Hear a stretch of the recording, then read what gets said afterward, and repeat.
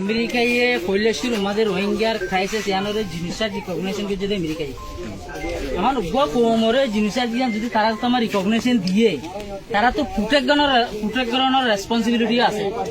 তো আজিয়া প্রোটেক্ট করিব হয়ে তারা হনাকান এফেক্টিভ অ্যাকশন আরা নদেখি তো আরা আজিয়া ইয়ান যদি আইরে তারা এফেক্টিভ অ্যাকশনের ডিমান্ড করি একটা নিয়ান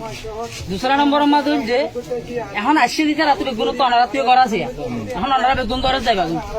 অনারা দুই লাখ গড় মানুষ দেখিলে আর গড় তারা তো মনে করছে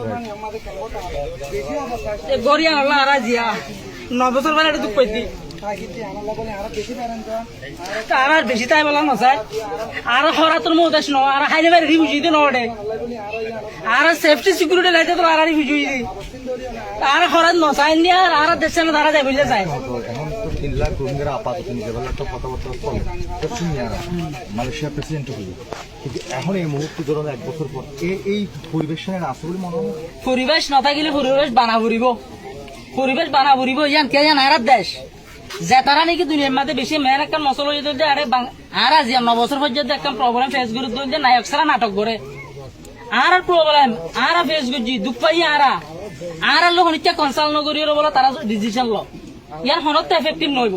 হনত সলিউশন না আর consultation লাইব everyone is doing for the Rohingya but nobody consulting with the Rohingya never will get the solution if this kind of process will happen continuously never তো আরা রেডি আর দেশে আরা যাই বললা ইয়া নরে ক্যাঙ্গুরি রাস্তা বানা ভরিব কেন আর তোমার দ্য বেস্ট হনি কেন জানে দে আর দ্য বেস্ট জানো আর দ্য বেস্ট ভিকটিম আর বানা ভিকটিম ন আর পার্ট তোমার একটা আর পলিটিক্যাল একটা ওনারা কনসালটেশন দরকার আর কনসালটেশন লাগব আমাকে যেমন একটা ডিসিশন লইব কোন ডিসিশনের মাধ্যমে যদি রোহিঙ্গার কনসালটেশন না লতে গেলে নট ইন্টারফিয়ার হেই মিস্টার আপনি আমার ছবি তুলছেন ঠিক আছে